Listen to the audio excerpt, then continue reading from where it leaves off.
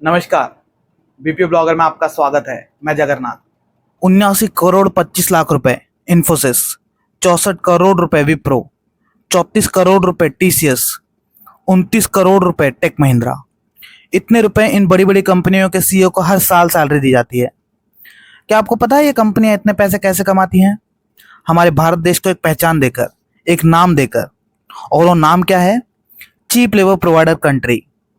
अब इन्हीं में से एक कंपनी इन्फोसिस के संस्थापक नारायण मूर्ति जी ने कहा है कि देश के युवाओं को हफ्ते में 70 घंटे काम करने चाहिए ताकि हम चाइना, जर्मनी जैसे देशों के साथ compete कर सके और हमारी प्रोडक्टिविटी बढ़ सके। कि उन्होंने बात सही कही या गलत, इस पर टिप्पणी करने की हमारी हैसियत है नहीं।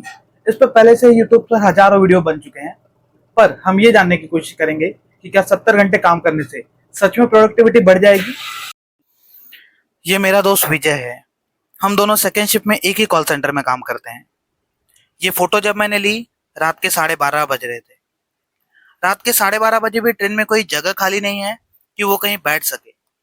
एक कॉल सेंटर एग्जीक्यूटिव दिन में लगभग 100 कॉल लेता है, जिसमें उससे 25 से 50 गालियां मिलना कॉमन है। विजय की तरह ये मेरा दोस्त प्रवीण है और ये मेरा दोस्त विवेक है। आप लोग सोच रहे होंगे कि मेरे दोस्त ऑफिस में सो रहे हैं। वो सो नहीं रहे हैं। ध्यान से देखिए उनके चेहरों को। वो थक चुके हैं। लगातार 9 घंटे 100 से ज्यादा कॉल लेकर, ऑन कॉल्स पर 25 से 50 गालियां खाकर उनका शरीर तो अभी भी ऑफिस में काम कर रहा है उस 1 तारीख के आने वाली सैलरी के लिए, पर उनका मन सिर्फ वक्त काट रहा है, घंटे काट रहा है। तो क्या नारायण मूर्ति जी इन्हीं 70 घंटों की बात कर रहे हैं? आप सिर्फ आपके घर पर एक कुर्सी पर 9 घंटे बैठ कर देखिए, आपके कमर में दर्द होना शुरू हो जाएगा। वहीं पर ये लोग सुबह से लेकर शाम तक और इन्हीं की तरह हजारों लोग 9 घंटे कड़ी मेहनत करते हैं और उन्हें एप्रिसिएशन की जगह सुनने मिलता है 70 घंटे काम कीजिए। या कहां तक जाया जाए। ये मुंबई लोकल है। जिस वक्त मैंने ये वीडियो रिकॉर्ड किया, लगभग रात के 8 बज रहे थे। हम सभी जानते हैं कि काम पर आने जाने के लिए लाखों लोग इस लोकल का इस्तेमाल करते हैं। शहर में लोग काम करने के अलावा 2 से 3 घंटे आने जाने के लिए लगाते हैं। क्या इन घंटों का भी काम करने का हिस्सा माना जाना चाहिए? कभी कोई एग्जीक्यूटिव आपको कॉल करे किसी प्रोडक्ट की सेल्स या कलेक्शन के लिए, तो उससे एक बार पूछिएगा कि उसका लॉग आउट कितने बजे होगा, वो ऑफिस से आज घर कितने बजे जाएगा। वो इसका जवाब आपको नहीं दे पाएगा, क्योंकि जवाब उसके पास ही नहीं होता है। जब तक उसका सेल्स या कलेक्शन का टारगेट पूरा ना हो जाए, उसे उसी ऑफिस में काम करना होता है।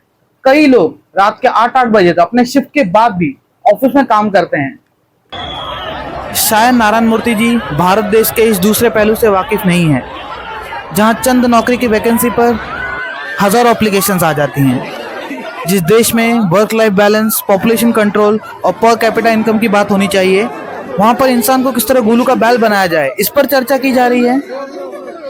जवान मूवी में एक सीन है जहां पर विलन काली कहता है भारत में रॉ मटेरियल और चीप लेबर मिल जाएंगे, जिन्हें हम जैसे चाहें वैसे यूज कर सकते हैं। कहीं ना कहीं नारायण मूर्ति जी की बात से मूवी की यह बात सही होती लग रही है। खैर, चलिए सरकारी नियमों की बात कर लेते हैं। 2019 में भारत सरकार ने न्यू लेबर कोड बनाया, जिसके तहत किसी भी एम्प्लॉय से कोई कंपनी दिन में 12 घंटे और हफ्ते में 48 घंटों का काम ले सकती है। अगर उसके ऊपर कोई कंपनी एम्प्लॉय से काम कराती है तो उसे ओवर टाइम देना होगा। पर आप और मैं, हम सभी जानते हैं कि कंपनियों के अपने अलग ही नियम चलते हैं। पर छोड़िए ना, मैं क्यों बता रहा हूँ ये सब। इन चीजों से क्या फर्क पड़ जाएगा? कल अगर चलकर आपकी कंपनी आपको कहती है कि आपको 70 घंटे काम करने होंगे, तो क्या कर पाएंगे आप?